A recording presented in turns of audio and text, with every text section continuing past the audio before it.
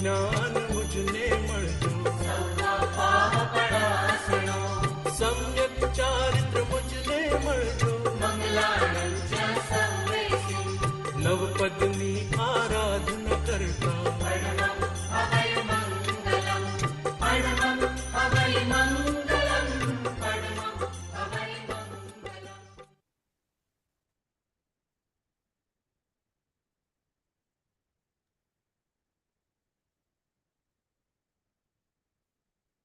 Welcome everyone, and thank you for joining us today. We're thrilled to host this special webinar focused on careers and science.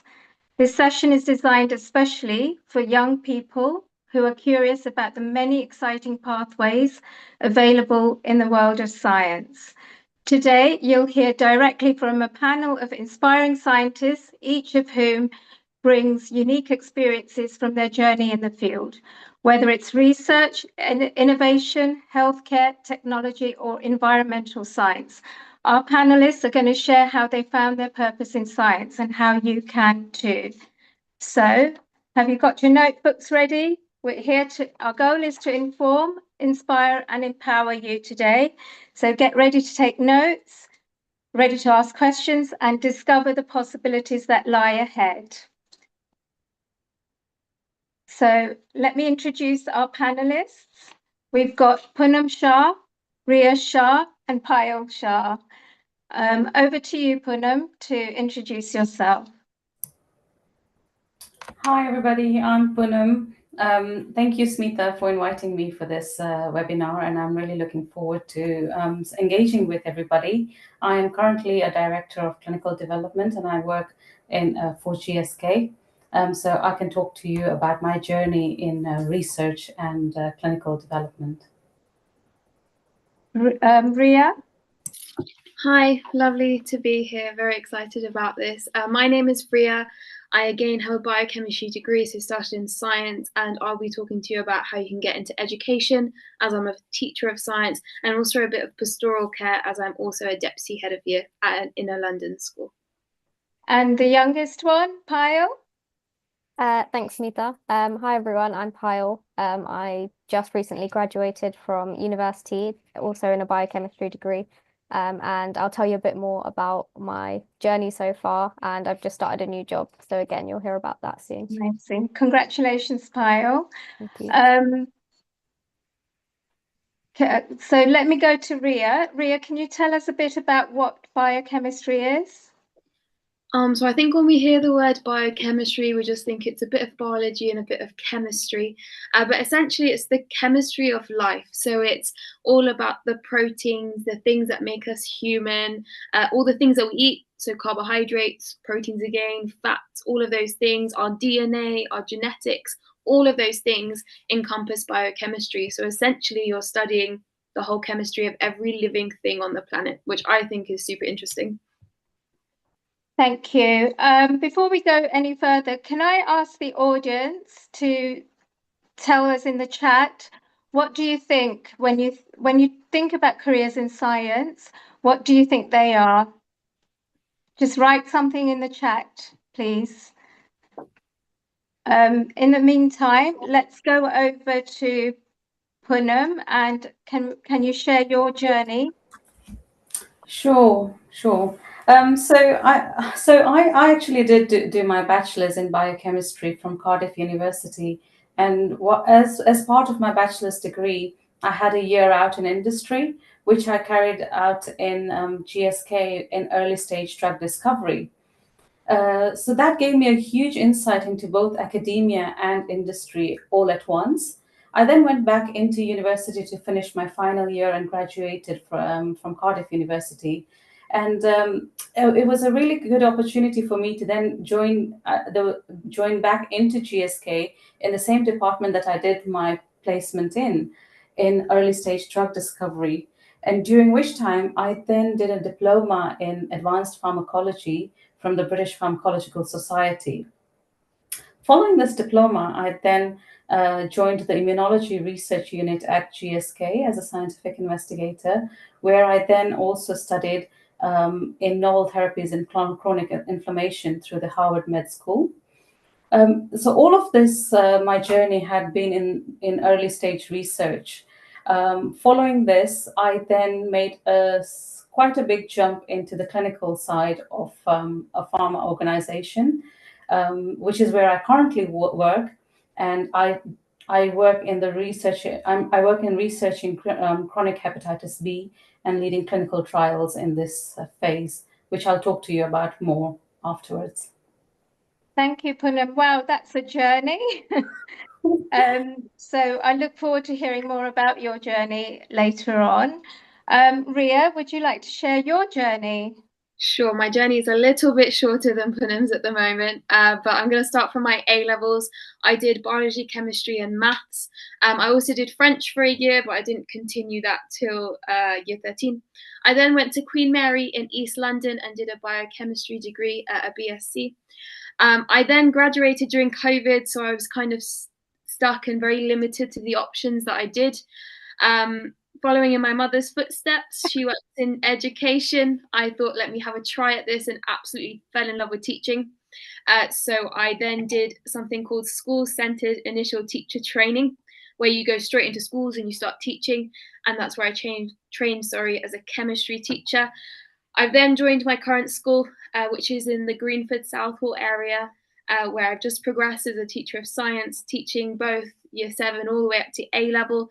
And I've also been a deputy head of year for about 3 years, hopefully promoted soon to head of year, where I've been working with both like year 7s up to year 11s. So that's sort of my journey from school back to school again. Thank you, Rhea. I have to add that Rhea's teaching career began with her teaching her mum a bit about chemistry while she was revising. So yeah, you've done well, because I think I remember most of the stuff you taught me. Well, that's good. Paayal, could you tell us a bit about, as you've just graduated and gone into your first job, so I'd love to hear how it went. Yeah, so a bit shorter than Poonam and Rhea's journey so far. So my journey started with the standard A levels, maths, biology, chemistry, and that gave me quite a strong foundation for studying science at university. So I went on to Cardiff University to study biochemistry, and I did a 4-year course with a year in industry. And I chose this course because, well, at Cardiff University anyway, it combined research-led teaching with hands-on training in labs. And so what the lecturers taught us was the actual research that they were doing there and then, which was very interesting. And it just meant that we were quite up to date with the current research going on. And it was nice to see how biochemistry applies to real-world problems. And then after my first year of university, I completed a summer internship at a pharmaceutical wholesaler. So there I got my first real taste of regulatory and compliance work. And then in between my second and third year of uni, I did a 13-month placement at a pharmaceutical company called Roche, where I worked as a clinical operations lead on a phase 2 neurology study. And that year was very invaluable. And in that role, I did a lot of things. I managed global meetings, I coordinated with vendors, I oversaw clinical trial budgets, I supported recruitment milestones. So for a lot of you at school right now, that might just fly over your head and you might not know what that means, but essentially it's a lot to do with clinical trials and the operational side behind of it. And also in that placement year, beyond the technical side, I experienced, working in a corporate environment for the first time, building a professional network. I got involved in different Roche community things and side projects. And then I went back to university to complete my final year, which was this year. And then after that, I actually just got offered a job back at Roche, but this time in a different department. So I'm currently working in a pharma biosample services department. As a long-term storage associate. So in other words, a data manager. So after clinical trial finishes, there are a lot of biosamples that are collected from patients. And so what I do is manage them, for example, if they're being used for future testing, if DNA is extracted, biomarkers, etc. And it's a lot of data wrangling and detail that I won't go into right now. But yeah, so I'm just at the start of my career, really. Thank you. Wow, you might be at the start of your career, but it sounds like you've done so much. That's amazing. So I'm going to ask Rhea now. Can you tell our audience which subjects are important to study at GCSE and A level? Absolutely. So we'll start with GCSEs. I think the misconception is if you want to have a science career, be a doctor, a dentist, you need to have triple science. That's the main one. Main thing is you just need to have a science, whether it's triple science or combined, it does not matter. What matters is the actual grade you get. So you want to be getting that 6 to 7, preferably to get onto your A-level or BTech courses, whether that's combined or triple. At A-level is where you need to start thinking a little bit more to narrow it down. So when I was at my A-levels, I wasn't too sure career-wise what I wanted to do. I just knew I loved science, specifically biology and chemistry. So that's what I studied.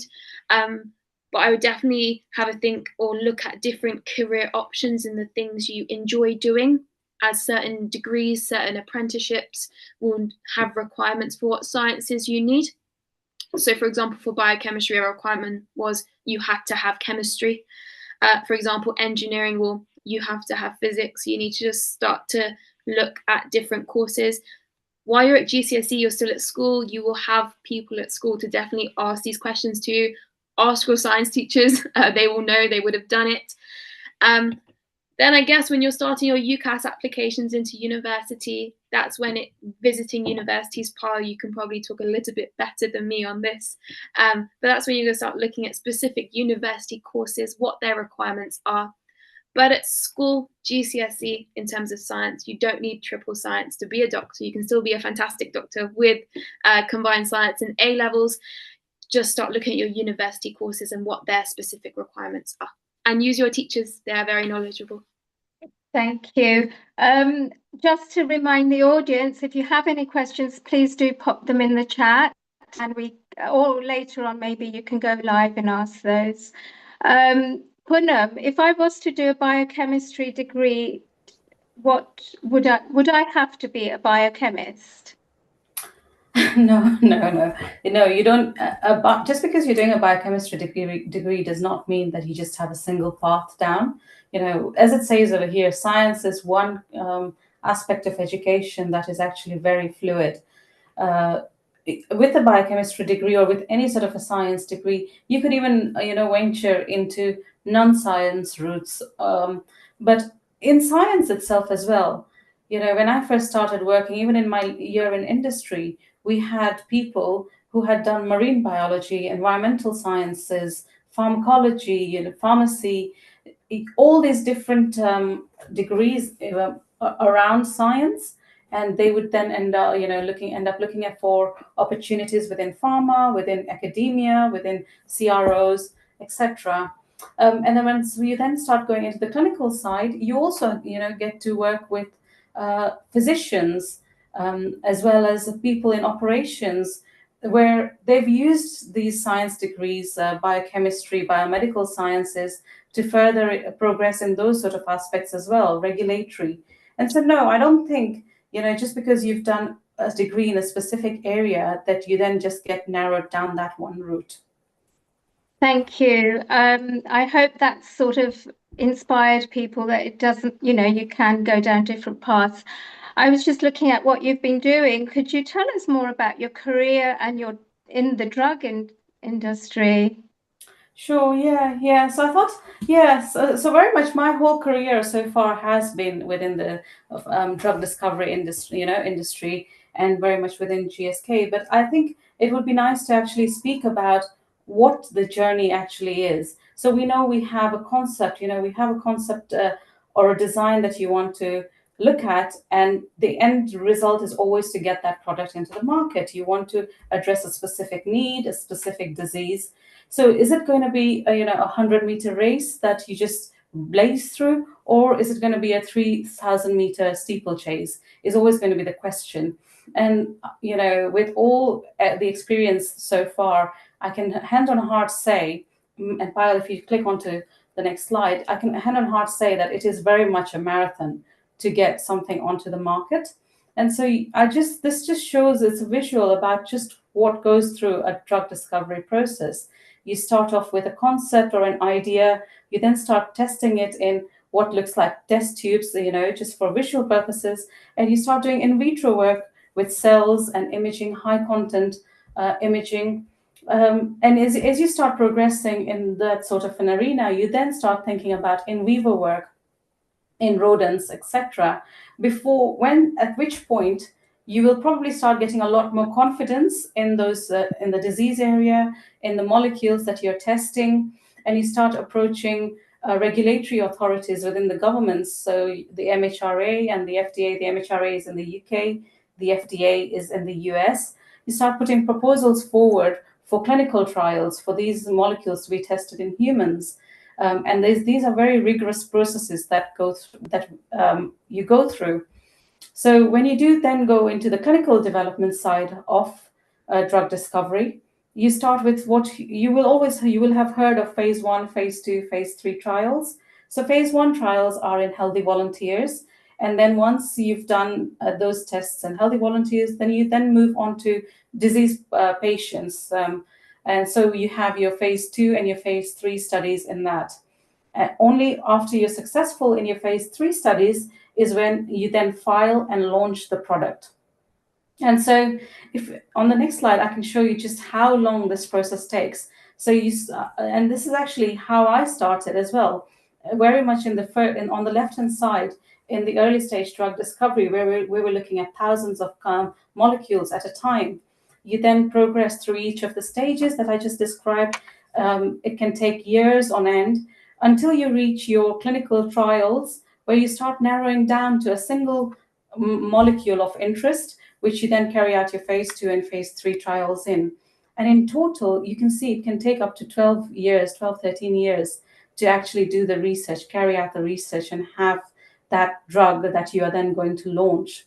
Now, I just want to make you aware that when you are doing all of that research, your clock on your patent has also ticking. So you have actually probably applied for your patent very early on in your drug discovery process. It's taken you about 12 years, and a patent life has got 20 years. And so you have that very small window to then maximize on all that research that you have done, with costs of about 1.25 to 1.5 billion.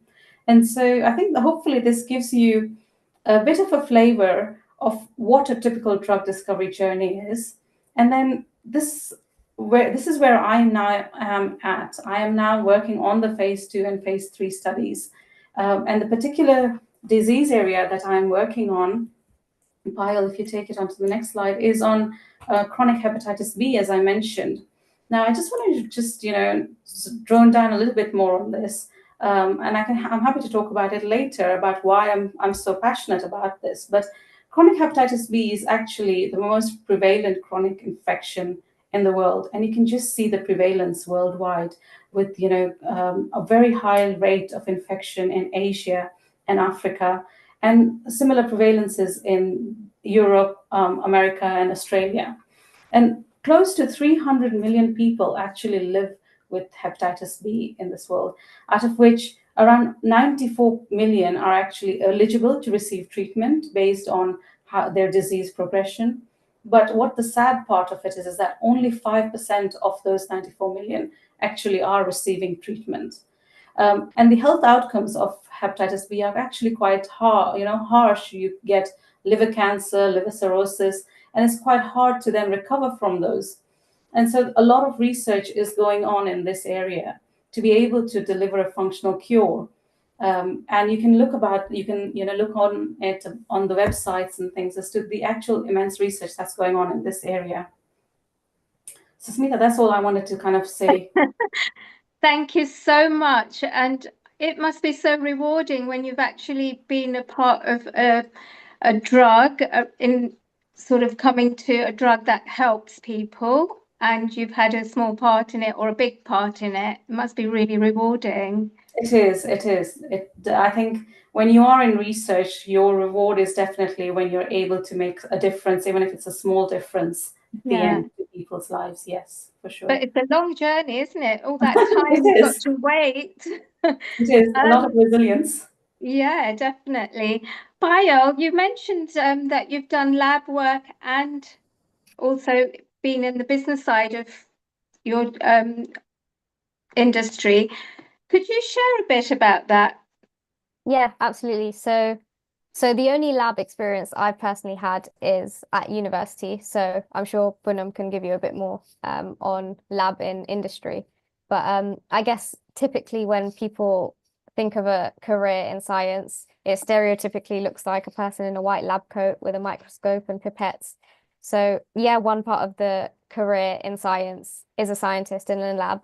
And that's definitely one route you can go down. And that can be in a variety of settings. So could be in the NHS in diagnostics and testing, or it could be in industry doing quality control and assurance, or it could be in academia in labs in whatever specific research that might be.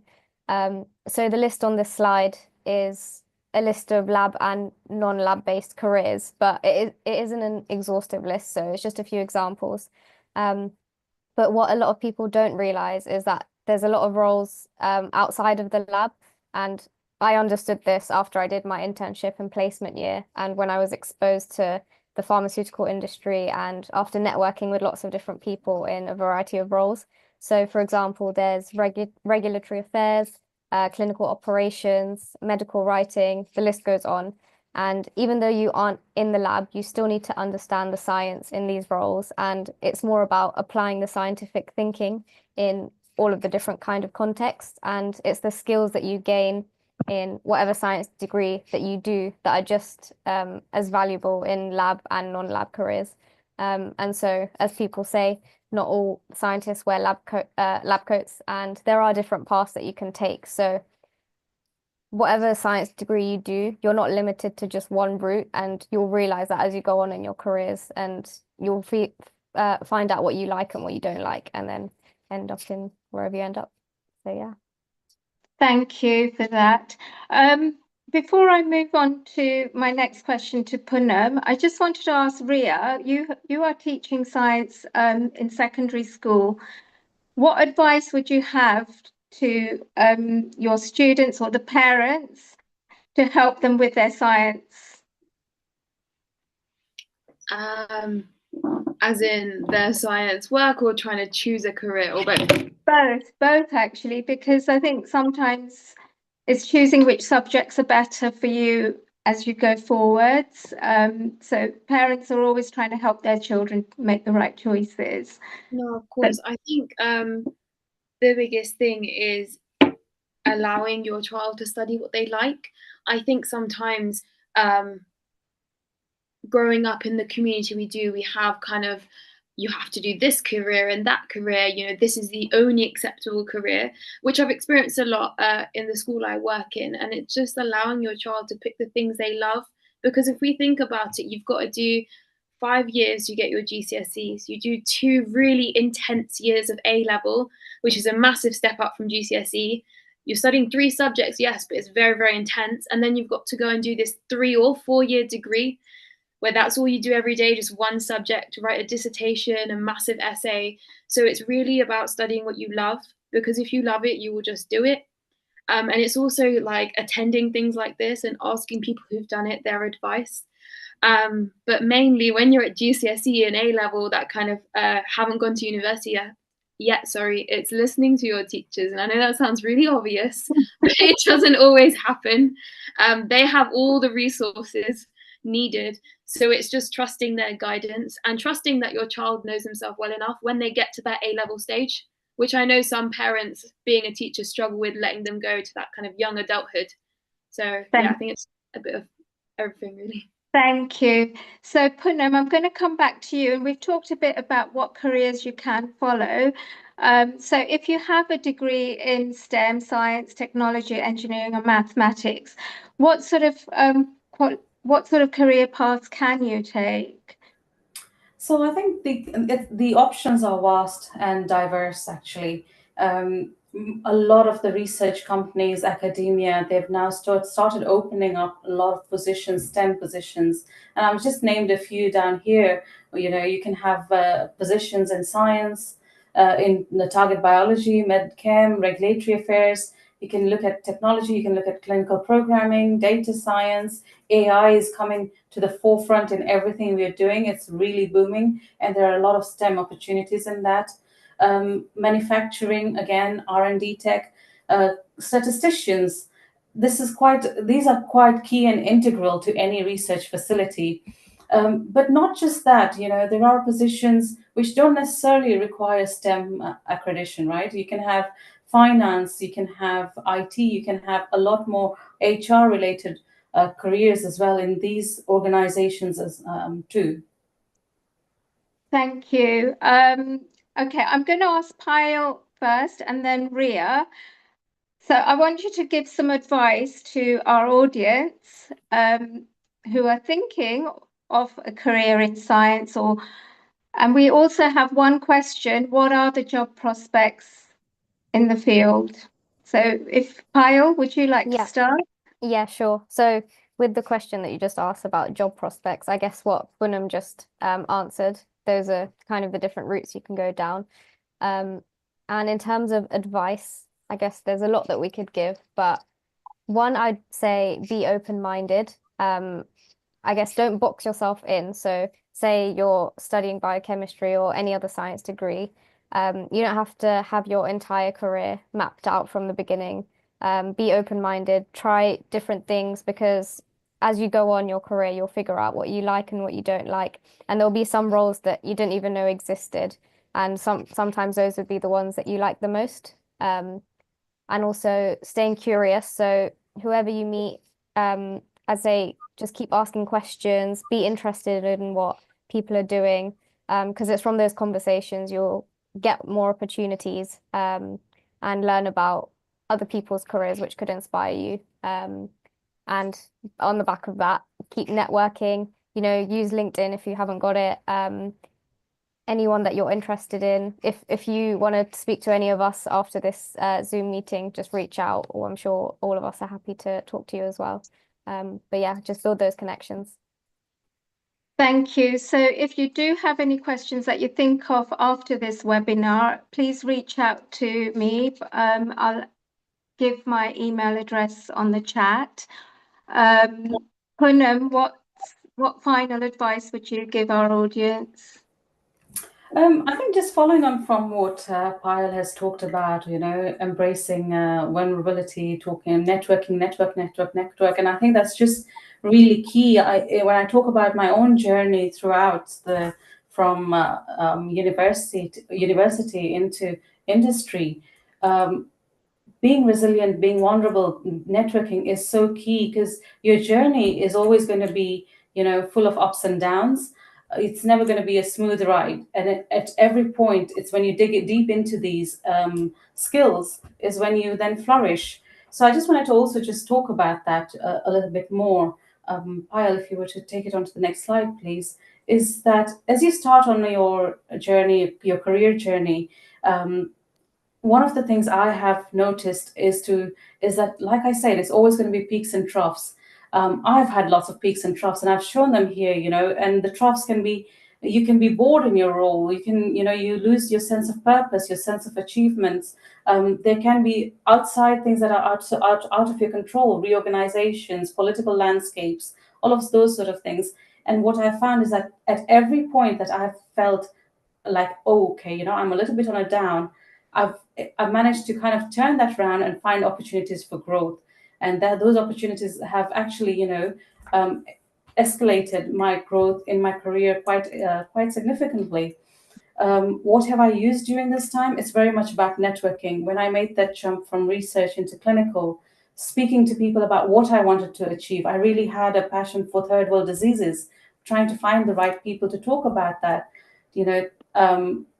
trust, enabling them to trust me, to give me opportunities, those sort of things. And so I think what is just on there, growth doesn't whisper, it screams from the bottom. So whenever you do feel like there's a downturn happening, even when you're in university, you're looking for jobs, it can become quite difficult to try and find the right opportunities.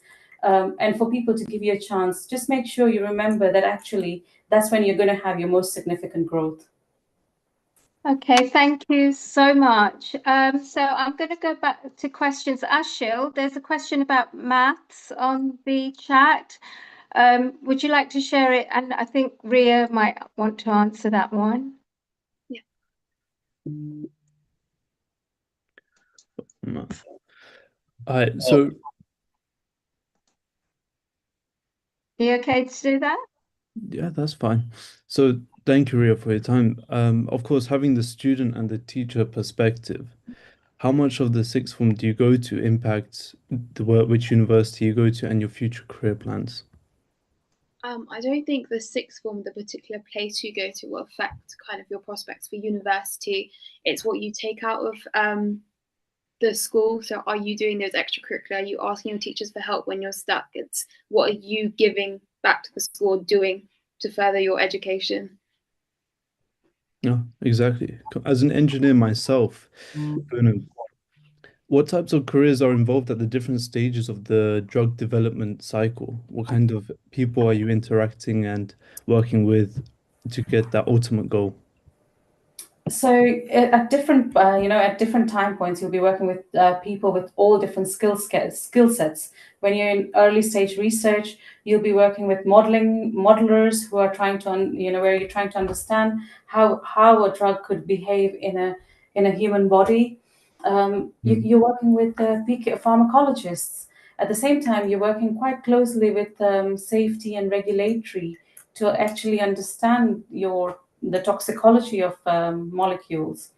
And then you start going into clinical, and you start working with physicians, regulatory personnel, statisticians, operations, business development, commercial, legal, patent attorneys. It's literally like a maze out there for the amount of interactions you have at different time points.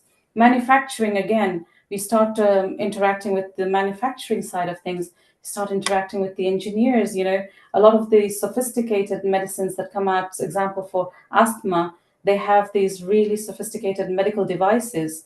All of these go through some rigorous testing, production. All of this is like a really it's actually an exciting area to be in, where you get to meet so many of different people through just even if you were involved in just one drug at a time. No, I completely agree. It's amazing how you can go from such a small molecule all the way grow it, and then the logistics of how to plan it all the way around the world is truly incredible, completely. And lastly, Payal, when you were an A-level student, did you imagine yourself working in the lab, or did you have career interests later on? Talk to me about how your feelings changed, the dynamic between the two, and at what point did you feel like you were more confident in the other one? Was it during the um, apprenticeship, I believe, or the internship you had in the year? Yeah. So I think whilst I was doing A levels, my mindset was definitely thinking that I would go on and work in a lab, because at school you're really not exposed to much. And then when I started university and then did an internship and did my placement year and got exposed to the actual industry, and to the different roles out there, that's when I think I was certain that I don't want to stay in a lab and I want to go to the business side of things. And yeah, so I think it changes quite regularly, but now that you've had the experience, now that I've realized what I want to do, what I don't want to do, where my interests lie, where my skill sets lie, for me it's away from the lab, and for someone else it might be in the lab. So yeah, just varies person to person. Okay, I have a question for Rhea. Do you have to do lots of medical-based extracurricular activities to be able to get into a good uni for medicine?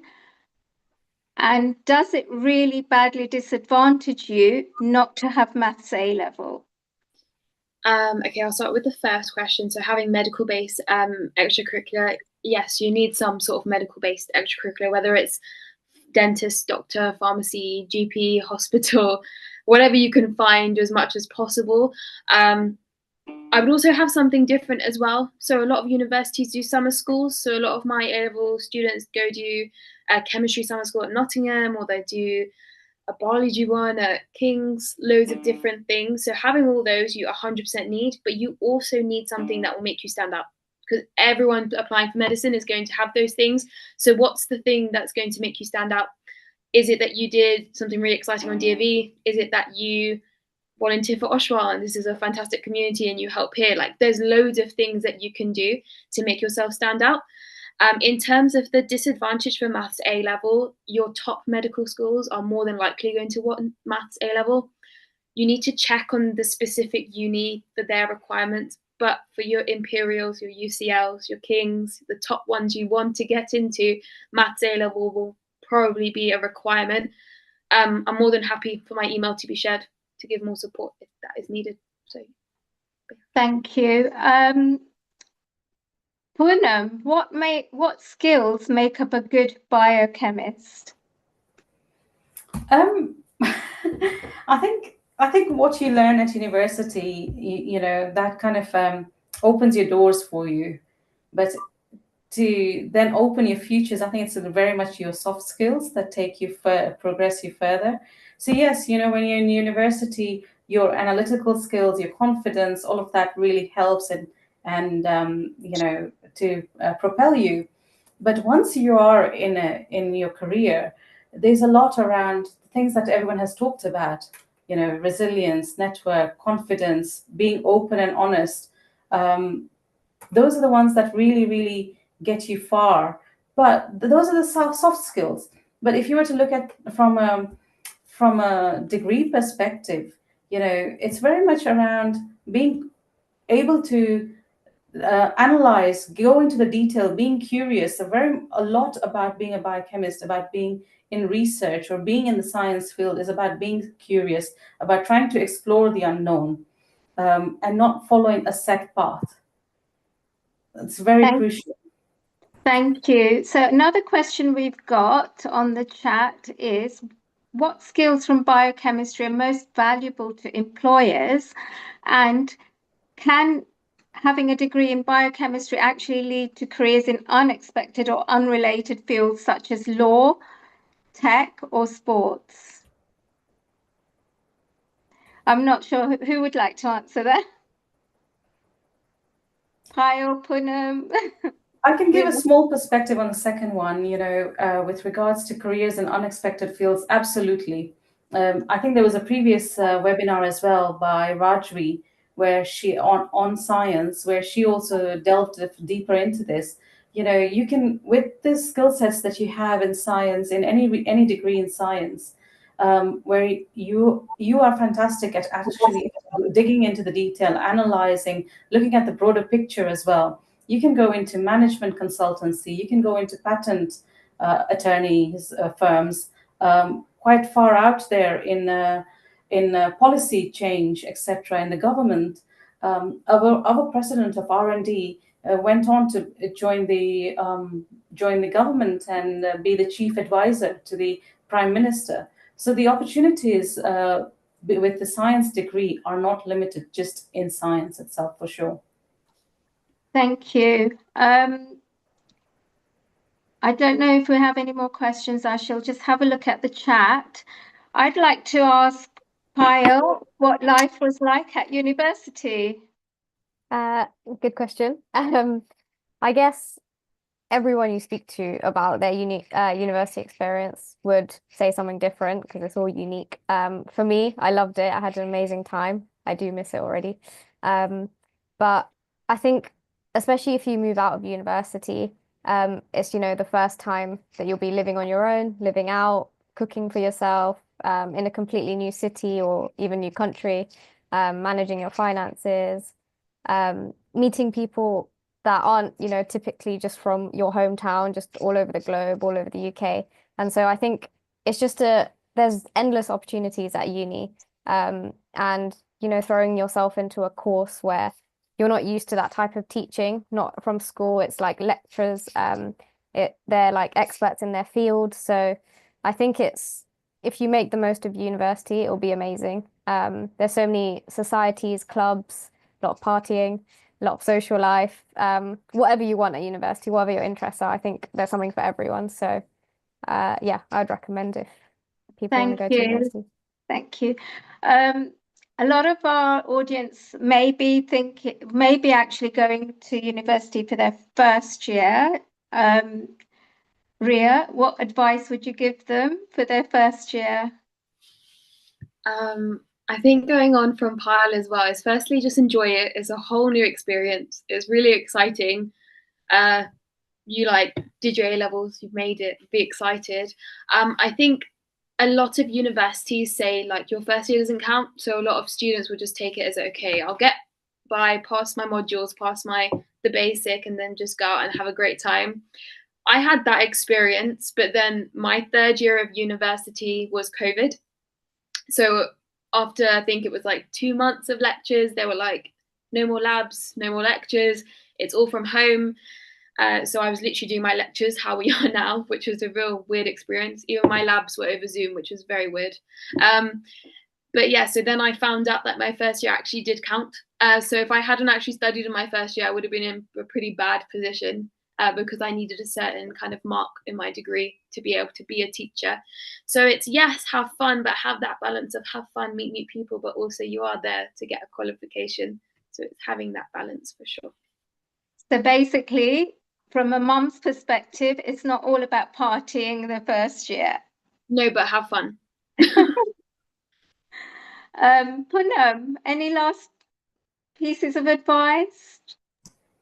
I think just base everything that Rhea and Paayal have said. Have fun, enjoy the process, be curious, know why you want to go into a particular field or a particular aspect of science, and enjoy it, because science is one area where you can really expand your wings in lots of different ways.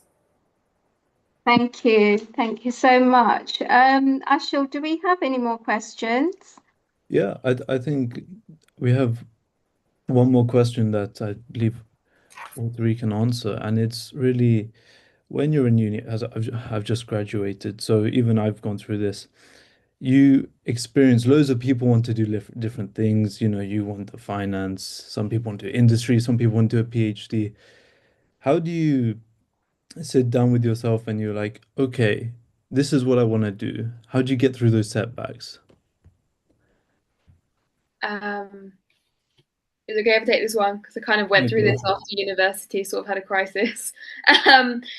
Yeah, I had a very similar experience when I graduated. I had this biochemistry degree and I was like, oh my God, what do I do? I literally, this sounds really silly, but I had a massive A3 paper and I wrote down every single possible job that I could do with my degree. From something lab-based, from transferring to being a lawyer, like every single thing. And I actually sat down with my mum and went through each one and thought, is this something I would like? I then did a bit of work experience in the ones I was like, yeah, actually, I think this would be me. And then that's when I fell into my love of teaching. So it was a bit of trial and error, purely because I was in that weird COVID time where I couldn't do loads of work experience during my degree. But if you have the opportunity to do that while you're studying, definitely do it. So while you're doing your A levels and you're thinking of a career in biochemistry or medicine or whatever it is, do that experience and narrow it down for yourself. And if it takes a couple years to narrow it down, that's also okay. If you find yourself, you graduated like me and you're sitting there with like loads of careers, that's also okay. Like you're deciding what to do for the rest of your life. It's a massive decision and it's okay to take time to do that. Exactly. Amazing work. What about you, Paayal? Yeah, I guess I would echo what Rhea said, and I think it's okay not to have it figured out, because you have your whole life to figure it out. Even if you don't like your first job, it's okay. You still will gain that experience, meet people, learn skills, and you can just, eventually use that in another job or whatever it may be. If you're job hopping, that's okay. Maybe you find the job that you want to from the beginning. So yeah, I guess it's just the balance, speaking to people, and just not putting too much pressure on yourself. Exactly. You couldn't agree more. And lastly, Poonam. I think using every opportunity to understand what you enjoy and don't enjoy. When I started off within my degree, I had experience of academia, and then I went into industry for my industrial year, and I really, really enjoyed it. Being out there trying. Hey, you're like, oh my gosh, there's money coming into my bank account, and then you're like, oh, this, I love this. Um, Understanding the nuances of what you actually do enjoy. There are certain aspects of things that you will not enjoy, where you'll reach crossroads where you're like, okay, the doors are not opening for me. I had an interview 2 years ago. I absolutely wanted that role. It was going to be looking at biomarkers in detail. I didn't get it. And I was like, oh gosh, what happened? Lo and behold, so there was something else that was waiting for me that's going to propel me into the exact bit that I had wanted to go into in research. So sometimes just taking a step back and also being reflective of actually there are things out there, bigger things out there. Don't get dejected just because the first offer didn't work out for you or the first interview didn't work out for you. No, exactly. Thank you. Thank you all for your time. Thank you. Paayal, you've just recently graduated and experienced looking for work. Any tips for anyone who may be thinking, what do I do when I do graduate? Yeah, so well, for me, for example, I went through lots of rejections and then I got a call back from where I did my placement. So one, it's about being patient. Two, it's about not giving up and just keep applying. You'll get something eventually, and you'll learn from each application you do. If you might get to the last interview stage and then be rejected, which is quite hurtful, quite demotivating, but you just have to keep persevering, keep going. And I'd say just apply to as much as you can and read the job descriptions and use what it says in your interviews, and just be yourself as well. Thank you. We've also got a list of resources that we can share on one of the slides. And just as we wind up, I want to say thank you to all our panelists for giving us your time, and a special thank you to the audience. I hope tonight has been useful. If you have any questions, please do reach out. I've put my email in the chat. We have another webinar tomorrow at 8 o'clock on T-levels and apprenticeships. Details are on the OA UK website. And on the 4th of October, we have a face-to-face coaching workshop called Raw with Confidence. So I think you can guess what it's about. It's about building self-confidence. And it's being delivered by 2 professional coaches. So it'd be amazing if many of you could join that. It's going to be at ECTA Centre. So more details on our website. With that, I'm going to say thank you very much and wish you all a good evening.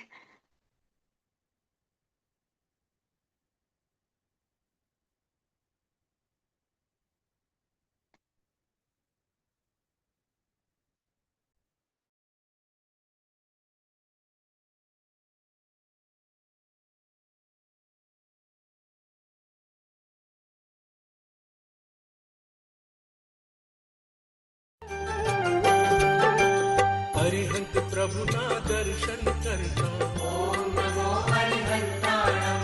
सिद्ध प्रभु ना दर्शन करता आचार्यों ने वंदन करता उपाध्याय ने वंदन करता सर्व साधु ने वंदन करता सम्यक दर्शन मुझने मर्जो सम्यक ज्ञान मुझने मर्जो सम्यक चारित्र मुझने मर्जो नव पद्मी आराधन करता